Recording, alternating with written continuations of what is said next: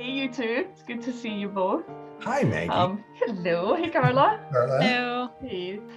What we're trying to do today, what we want to do is just have a little bit of a conversation about this sabbatical period that's coming up.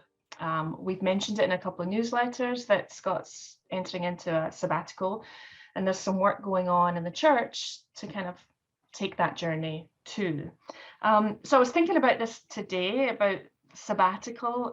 It's linked to this idea of Sabbath, right? And Sabbath is a time when we step out of the normal rhythms of what we do to rest a bit, to look for some delight. And in that, with our community, with those that we're close to, try and remember who we are and what we're called to from that place.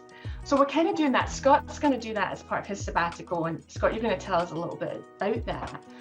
But the community at St. Andrew is going to do some of that work also as you're taking your sabbatical. So the reason, Karla, you're here is you're part of a group that's kind of helping to shepherd that work that St. Andrew will be about when Scott's gone and when he comes back.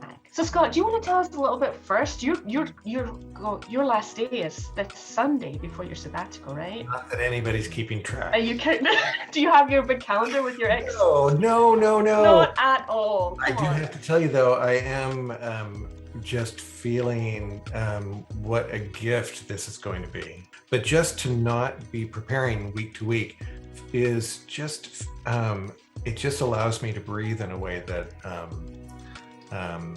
it's really hard to explain, but it feels like just such a great gift. The culture really operates around my experience. And so it's, so I have to do nothing and everything works for me for the most part. I mean,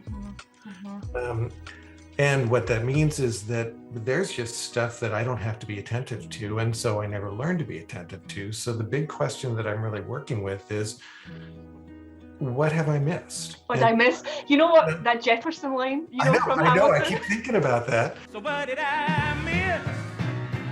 What did I miss? What is it? Yeah, it's Hamilton all over again. Yeah, but explain that a little bit. What do you mean by that? Is there are all sorts of experiences that I know very little about. Right. And I could very easily continue skating through life not having to know much of anything about, and yet that would be a tragedy. And so, what did I miss is what were the experiences of others around me who didn't share all the privilege that I did, who just found themselves in different places and different stories. As I'm going back to 3 places that were really formative for me in my life and my upbringing. Eastern Washington, where I grew up and then spent another significant share of my time. Atlanta, where I went to seminary, where I became a Presbyterian, among other things. And then the third one is Central Florida, where I was born and spent the first 9 years or so of my life. Got it.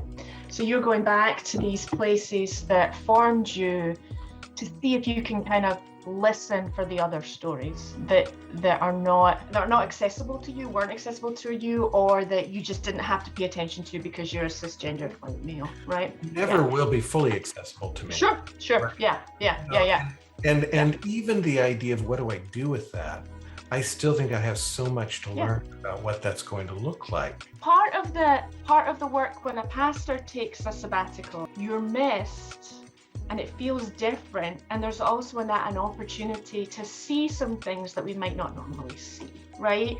And do some learning around it. And so very intentionally started asking, how do we set ourselves up to learn together through this process? Like, it was pretty clear that the impetus behind the learning group was, hey, how can we partner as a congregation, on a learning journey? If you want to do it in an unbiased way, if you want to do it in a way that's incredibly open to other learnings, you first have to do a lot of unlearning, or at least a lot of awareness work. So over the next 3 months when you're gone, Scott, we'll be praying for you, obviously. We will be doing a few things, and I would like to have a follow-up conversation, actually, I think, with Julie Kay and with Jill, who's our worship elder, Just to talk about some of the things that folks are going to maybe see in our worship space, we're going to have some guest speakers. It's not going to be big, massive things, but little things that help us just open our ears to some other voices. And then there's this group that is meeting regularly. And if folks are, we approached some people that we thought kind of would enjoy this type of work, but if there are others who are thinking, man, that sounds like something I could really, would like to be a part of, people can certainly reach out, Karla, right? To yourself, to Julie Kay, to myself, to learn more about it. Yeah.